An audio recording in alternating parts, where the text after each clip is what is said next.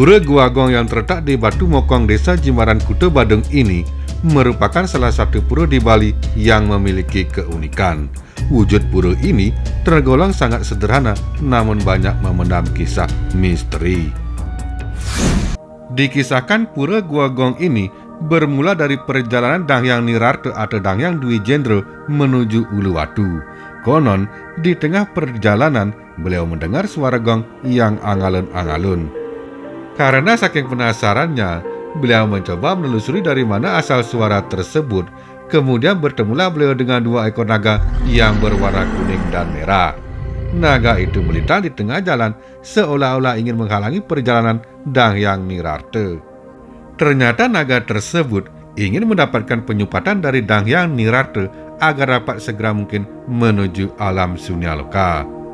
Konon naga tersebut mengaku setelah sekian lama bersemedi, namun tak satu pun ada batara atau dewa yang turun menyupat atau membebaskannya. Hal inilah yang menyebabkan kedua naga tersebut menghadang perjalanan Danghyang Nirarte. Beliau akan diizinkan lewat, asalkan berkenan menyupat kedua naga tersebut. Akhirnya, Danghyang Nirarte berkenan menyupat kedua naga tersebut, tetapi ada permintaan Danghyang Nirarte yang harus dipenuhi. Roh atau atma dari kedua naga tersebut akan menuju sunyaloka, namun badan dari naga tersebut akan senantiasa menjaga Pura Gua Gong. Kedua naga tersebut pun menyetujuinya. Kemudian kedua naga itu berstana di taman yang dibuat oleh Danghyang Nirarte yang sekarang dikenal dengan Gua Peteng. Dan hingga kini, kedua naga tersebut diyakini sebagai Raja dan Ratu Wong Samar. Setelah selesai menyupat sang naga, Danghyang Nirarte kemudian melanjutkan perjalanan menuju suara gong yang tiada henti bersuara. Ternyata suara gong tersebut berasal dari tengah gua yang ada di puncak bukit, dan setelah didekati, seketika suara gong pun berhenti.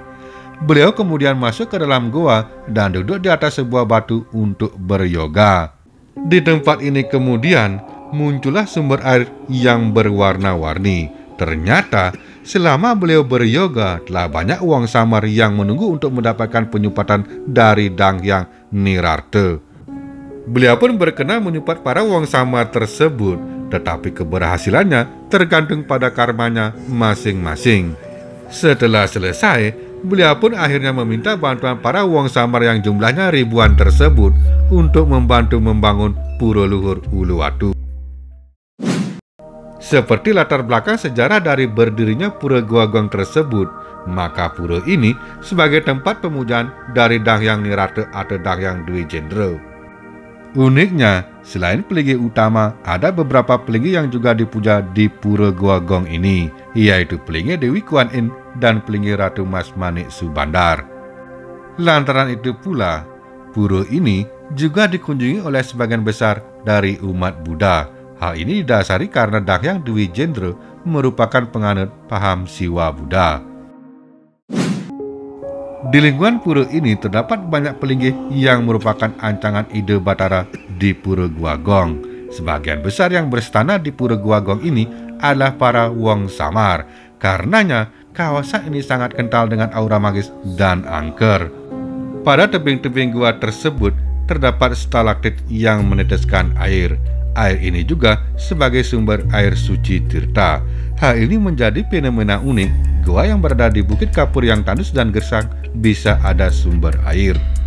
Dan air suci atau tirta yang berasal dari tetesan air dari dinding gua tersebut dikenal sangat berkhasiat, sehingga diyakini warga sebagai tempat untuk memohon kesembuhan. Dan memang terbukti banyak kejadian dan cerita seputar khasiat dari air suci di Pura Gua Gong tersebut yang diyakini warga sampai saat ini.